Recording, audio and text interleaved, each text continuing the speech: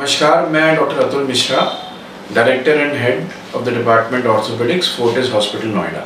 जो अभी प्रश्न सामने आ रहा है कि आर्थराइटिस की समस्या हमारे देश में, सोसाइटी में बहुत ज़्यादा बढ़ रही है। तो आर्थराइटिस बेसिकली जोड़ के अंदर सूजन और इन्फ्लेमेशन को बोलते हैं और अक्सर ये एज रिलेटेड होता है, जिसमें 55-60 साल के बाद मरीज़ों के जोड़ जो हैं वो इन्वॉल्व होने शुरू हो जाते हैं और उसमें भी ऑस्टियोआर्थराइटिस है, यानी कि जो गठिया है वो वेट बेयरिंग जॉइंट्स, जो कि घुटना है हमारा, उसको ज़्यादा इन्वॉल्व करता है। अभी जिस तरीके से वेस्टर्नाइज रहन सहन और शैली का आचरण जो है वो लोगों के अंदर और सोसाइटी में ज़्यादा आ गया है, उसके चलते प्लस स्ट्रेसफुल लाइफस्टाइल के चलते ये समस्या जो है और जल्दी लोगों को अपनी चपेट में ले रही है। अब हम 35 और 40 साल के युवक और युवतियों को भी आर्थराइटिस और घुटनों की बीमारी से ग्रस्त देख रहे हैं।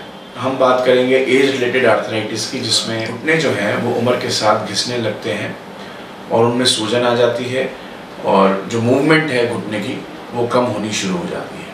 तो ये एक घुटने का मॉडल है जिसमें एक जांघ की हड्डी होती है और एक नीचे टांग की हड्डी होती है। दोनों हड्डियों के एज पे, ऊपर वाली हड्डी के एज पे यानी यहाँ, और नीचे वाली हड्डी के ऊपर एक लेयर होती है चिकनी, जिसे कार्टिलेज बोलते हैं। उम्र के साथ साथ ये कार्टिलेज की जो लेयर है ये घिसनी शुरू हो जाती है, इसमें छोटे छोटे घाव बन जाते हैं, वो अंदर ब्लीड करते हैं और जब मरीज चलता है तो उसे पेन होता है। धीरे धीरे ये घाव पूरे जोड़ के अंदर फैल जाते हैं और जोड़ जो है वो खराब हो जाता है।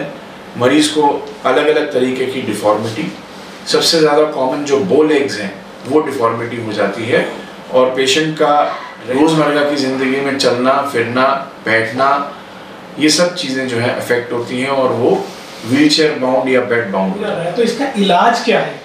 देखिए, जब ये समस्या शुरू हो तब उस समय पेशेंट को अपना एक्सरे नज़दीकी डॉक्टर से मिलना चाहिए, ज़रूरत पड़े तो MRI करानी चाहिए और घुटने के अंदर जो समस्या पनप रही है उसको अर्ली स्टेज में अगर आइडेंटिफाई करके उसका इलाज हो जाए तो वो बढ़ती नहीं है और उसे कंट्रोल करा जा सकता है। 12 साल से मैं फोर्टिस हॉस्पिटल में कार्यरत हूँ, तो इतने टाइम में मैंने करीब 20,000 घुटनों के ऑपरेशन किए हैं अभी तक। देखिए, घुटने का इलाज अर्ली स्टेज में तो हम दवाइयों से और फिजियोथेरेपी से ठीक कर सकते हैं, लेकिन जब एडवांस स्टेज होती है तो उस कंडीशन में नी रिप्लेसमेंट सर्जरी का उपाय है, एक ऑपरेशन है जो कि पेशेंट को कराना पड़ता है। सर, क्या हर प्रकार के घुटने के दर्द के अंदर नी रिप्लेसमेंट ही कराना जरूरी है या अन्य कोई और इलाज भी है जिसके कारण हम अपने घुटने को सही कर सकते हैं? नहीं, सभी स्टेजेस, जैसा मैंने बताया कि हर नी दर्द के लिए, हर घुटने के दर्द के लिए रिप्लेसमेंट या ऑपरेशन की ज़रूरत नहीं है।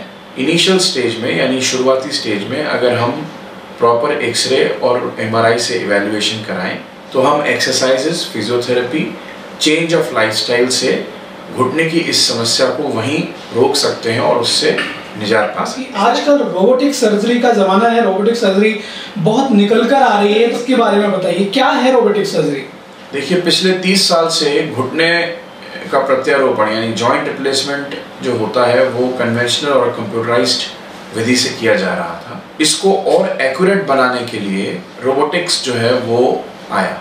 रोबोटिक्स जो है वो एक इस तरीके की पद्धति है जिसमें हम पेशेंट को बेस्ट पॉसिबल अलाइनमेंट ऑपरेशन के बाद घुटने का दे सकते हैं।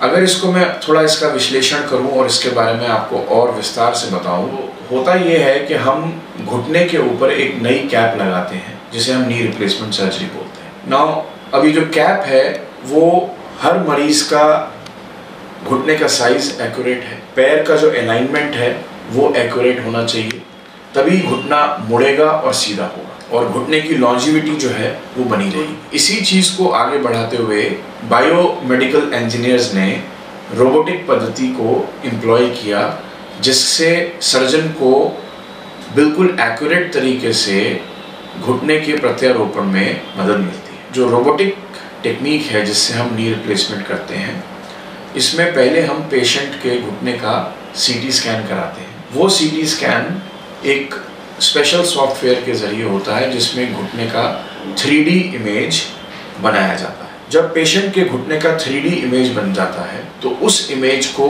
हम रोबोट से अटैच जो कंप्यूटर है उसमें फीड करते हैं। जो बीमार घुटना है उसकी इमेज रोबोट से अटैच्ड कंप्यूटर में फीड करने के बाद सर्जन उस कंप्यूटर पे बैठ के प्लानिंग करता है कि घुटना जो है वो किस तरीके से नेचुरल पोजीशन में होना चाहिए, घुटने को कम से कम हड्डी को काटना पड़े जिससे हम मोस्ट एक्यूरेट साइज लगा सकें।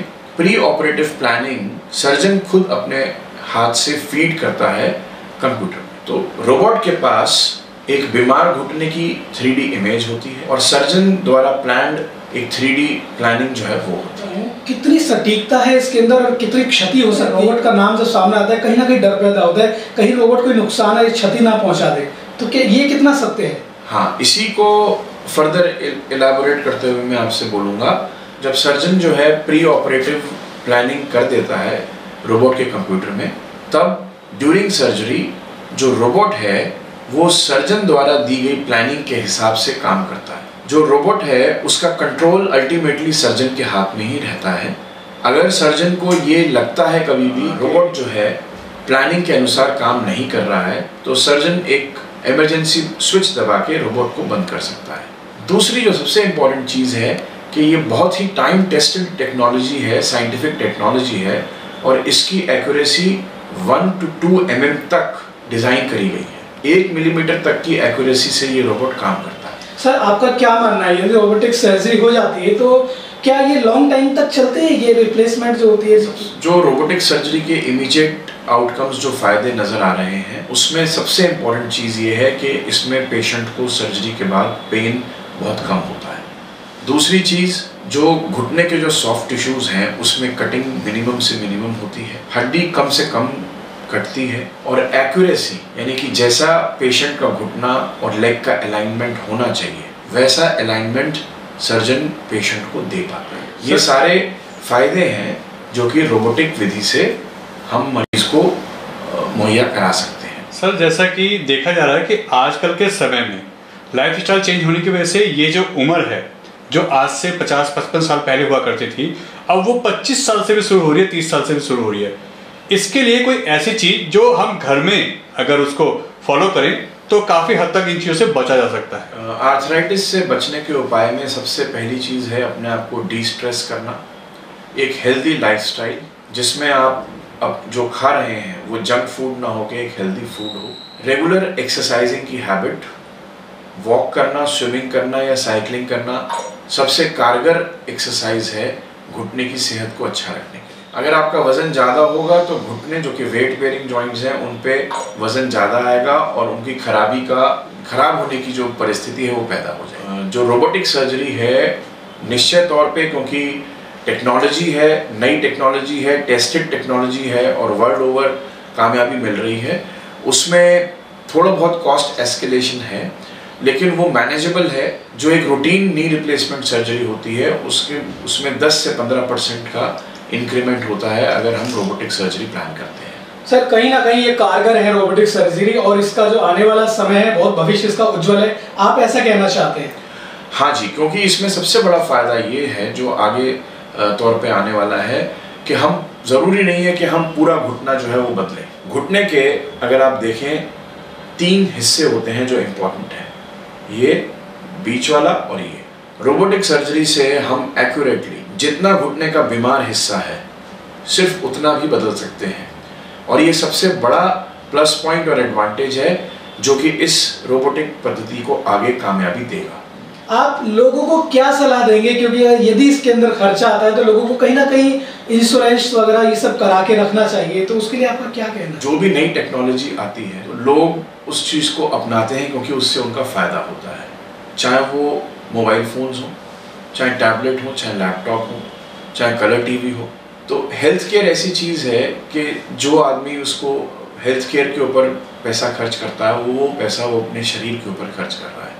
रोबोटिक चाहे कैंसर सर्जरी के लिए हो चाहे जॉइंट रिप्लेसमेंट सर्जरी के लिए, अल्टीमेटली जो कॉस्ट एस्केलेशन है उसमें बहुत सालों की रिसर्च जो इस रोबोट को डेवलप करने में लगी वो है, प्लस जो कंज्यूमेबल आइटम्स हैं जो लगते हैं ड्यूरिंग द सर्जरी उसकी कॉस्ट है। तो ये कॉस्ट का अगर हम बेनिफिट देखें, बेनिफिट सबसे बड़ा ये है कि आपको ये ऑपरेशन एक ही बार शायद कराना पड़े अपनी लाइफ टाइम में और दोबारा आपको शायद ज़रूरत ना पड़े, इतना एक्यूरेसी ये रोबोटिक सर्जरी दे देता है।